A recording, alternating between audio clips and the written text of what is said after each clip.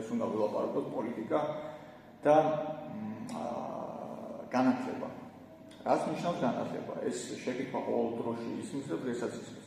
განათლება ეს არის ინფორმირებულობა, რომელიც ასე ვთქვათ, საბოლოო ჯამში ხელოვნური ინტელექტით მთავრდება, რომელსაც გააჩნია ინფორმაციის რეზერვუარი და რომელსაც დამახასიათებელია ჰომოგენურობა, ანუ ერთგვაროვნება და კუმულაცია, ანუ დაგროვება.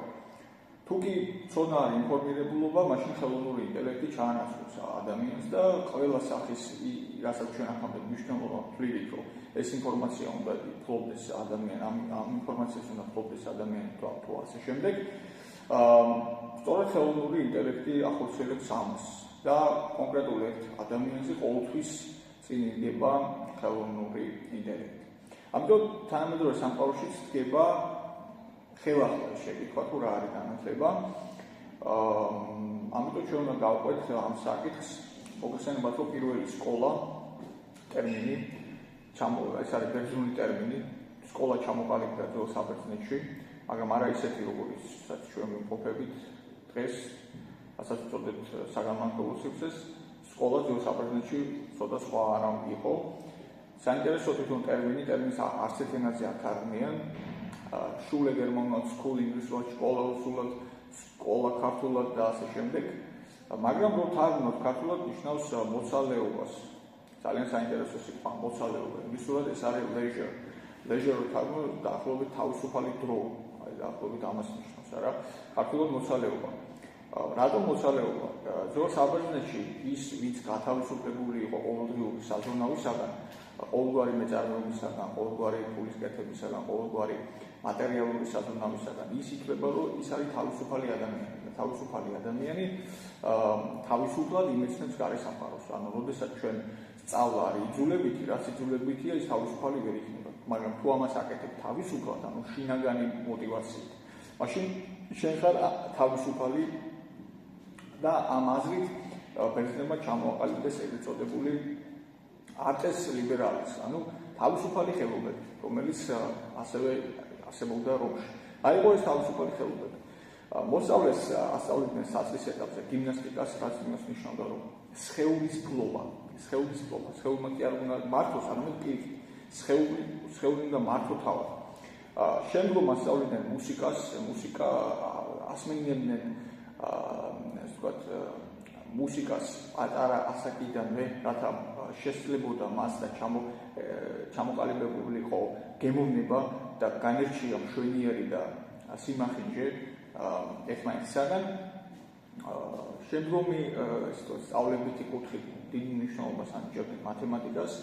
გამომდინარე იქიდან, რომ აქ ლაპარაკი არის ობიექტურ რეალობებზე, ობიექტურ ჭეშმარიტებებზე, ანუ მათემატიკა ჩვენ გვაახლებს ისეთ რაღაცასთან, რაც ადამიანის წარმოდგენები არამედ ობიექტურად არსებობს.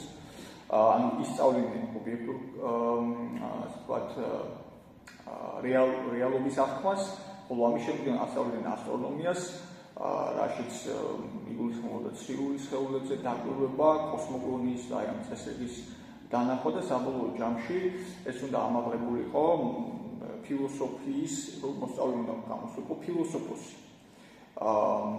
ანუ პირველ სკოლას სხვა დანიშნულება არ ჰქონდა თუ არა სულიერი განვითარება. მისი მიზანი, სკოლის მიზანი იყო, რომ მომხდარიყო ადამიანის სულიერი განვითარება. როდესაც არის ეს ბანალური გამონათქვა, რომ ჯანსაღ სხეულში ჯანსაღი სულია, ეს არის ბერძნული გამონათქვამი, აქ იგულისხმება სწორედ ის, რომ ჯანსაღი სხეული ჩვენ ვიწყებთ გიმნასტიკური ვარჯიშებიდან, რათა ადამიანმა შეძლოს საკუთარი სხეულის მეტნაკლებად სრულყოფილად ფლობა, ხოლო ეს სკოლა მთავრდება საბოლოო ჯამში ფილოსოფიით, რაც ნიშნავს სულიერებას. ანუ ჯანსაღ სხეული ჯანსაღი სულია. საბოლოო ჯამში ისე ვამბობ, სკოლის მთავარი ფუნქცია იყო პირველ კლასიკურ პერიოდში, ან ძველ საბერძნეთში სულიერი განვითარება. ამ აზრით ის არანაირად არ განსხვავდებოდა, თუ აღმოსავლეთისკენ შევხედავთ ინდური დარშანებისაგან. დარშანა ინდური სიტყვა და ასევე შესაძლოა თვალსაზრისით სკოლას აღნიშნავს, სადაც ისწავლებოდა სხვადასხვა საგნები, მაგრამ მიზანი იყო იოგა, მიზანი იყო იოგა იგივე ფილოსოფია. ანუ იქაც თავად წერტილში, თავად ეს პირამიდის თავად საწყის წერტილში დგას სულიერი განვითარება. კარგი. გამოხდა ხანი. აი ეს ბერძნულ-რომაული ცივილიზაცია განადგურდა. ვინ განადგურა? ბარბაროსებმა, ესკოტებმა, ოსგოთებმა, ჰუნებმა და ასე შემდეგ, ხო? იცით ეს დრამატული წელი 400 წელი, 476, სადაც დასავლეთ რომი დაიცა. მასთან ერთად დაიცა თელის ტრადიცია. მოვიდა ახალი ხალხი. ახალი ხალხი, რომელმაც ისწავლა მიწის დამუშავება და ახალი ცივილიზაცია შექმნა, რასაც ჩვენ ვუწოდებთ medieval ევროპა. ანუ შუა საუკუნეების ევროპა, შუა საუკუნეების ქრისტიანული, მეორე ქრისტიანული ცივილიზაცია, მაგრამ ეს აღარ არის ბერძნული შემოსავალი. კარგი. გავაგზავნეთ. ახალი ცივილიზაცია. აი ამ ახალი შუა საუკუნეების ევროპაში ნოუ-ჰაუ გაჩნდა, ანუ ახალი რამ გაჩნდა, მათი გამონაგონი არის უნივერსიტეტი. მაგრამ რა იყო უნივერსიტეტის თავდაპირველი მისია? ჩვენ ვთქვით, სკოლის მისია რა იყო? რა იყო უნივერსიტეტის მისია? უნივერსიტეტის მისია იყო დაკარგულის აღდგენა, ანუ რასაც რენესანსი ეწოდება, ხო? 1088 წელია პირველი პოლონის უნივერსიტეტი შეიქმნა. უნივერსიტეტის ფუნქცია და მიზანი იყო შემდეგი: ტექსტების მეშვეობით, გადარჩენილი ტექსტების მეშვეობით აღედგინათ რომაული სამართალი, ბერძნული ფილოსოფია, მედიცინა და ეგრეთ წოდებული ბუნების ისტორია, რომელიც სხვა არაფერი არ არის, თუ არა ენციკლოპედია, რომელიც მოიცავს ბევრი მიმართულებით ცოდნას. ანუ თუ კი აი ამ კლასიკურ პერიოდში მნიშვნელოვანი იყო ზეპირსიტყვიერება, ანუ მასწავლებელს ბაზავდა, მოსწავლე ესე ვთქვათ იმახსოვრებდა მასწავლებლის დიალოგებს და ეს იყო უშუალო ურთიერთობა, ადამიანი არ წერდა, წერას ანიჭებდნენ მეორე ხარისხოვან საქმეს. იმიტომ რომ ცოცხალი არის ის, რაც ზეპირად გადაიცემა, ცოცხალი არის ის, რაც ჩვენ ყოველდღიურობაში მონაწილეობს და რაც ჩვენ მეხსიერებაშია. ტექსტში რო ჩაიწერება, ის უკვე მკვდარია, ის აღარ მონაწილეობს რეალობაში. აი ესეთი დამოკიდებულება ჰქონდათ ბერძნებს. მაგრამ შეიცვალა ცივილიზაცია, მივიდა შუა საუკუნეების ევროპა და ეს არის ტექსტუალური ცივილიზაცია. ჩვენც ტექსტისადმი, ამიტომ ვართ ასეთი ორიენტაცია გვაქვს ტექსტისაკენ, რა. ამიტომ რომ ამ ცივილიზაციას მივეკუთვნებით და არა იმ კლასიკურ სამყაროს. ტექსტებზე გახდა აქცენტები გადატანილი, იმიტომ რომ დაიკარგა ის ცოცხალი ჭაჭვი ტრადიციის, სადაც ცივილიზაცია დასრულდა, როგორც ვთქვი და ეს იყო ამის მიზეზი. კარგი, ამის მერე შეიცვალა სამყარო და შეიცვალა განათლების მიდგომაც.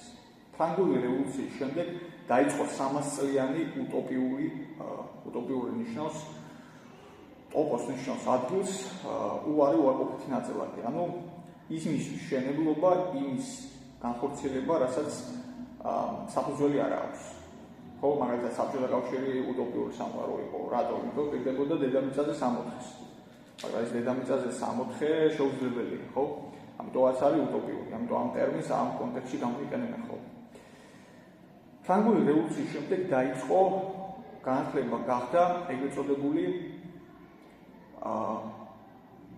ტექნოექსპერიმენტების წარმოება, ტექნოლოგიური ექსპერიმენტების წარმოება, როდესაც ყველაფერი მე რასაც ვხედავ არის ადამიანის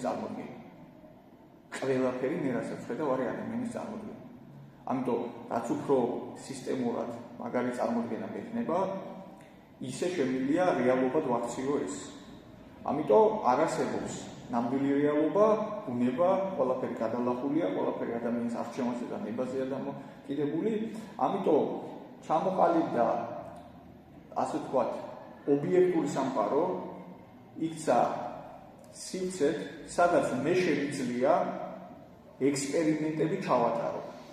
მაგალითად, ფაშიზმი სამყარო გამოვიდოდა თუ არ გამოვიდოდა, ჩავარდა. კომუნიზმის სამყარო გამოვიდოდა თუ არ გამოვიდოდა, ჩავარდა. მაგრამ ახლა ეს მარტივად ვამბობ და თქვენ ძალიან კარგად იცით, რომ უამრავი ადამიანის სიცოცხლის ფასად კეთდებოდა ეს ექსპერიმენტები, ხო? სოციალურ საზოგადოებრივი ექსპერიმენტები. ამას მოყვა ღირებულებითი კრიზისი, რასაც ჩვენ ცხოვრობთ და ღირებულებითი რელატივიზაცია ქვია ამ კრიზისს.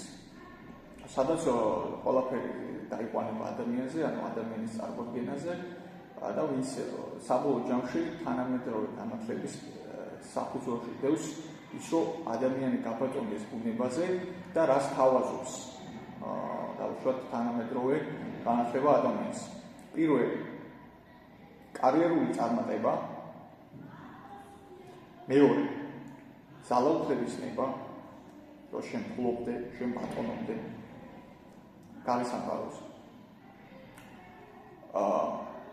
და მეს კულტივაცია და მეს თვითგამოხატვა. აი ამაზე დგას თანამედროვე განათლების გარკვეული საფუძველი არის სწორედ ეს. ამიტომ ჩვენ ნახეთ რა განსხვავება კლასიკურ შუა საუკუნეებში და თანამედროვე სამყაროს.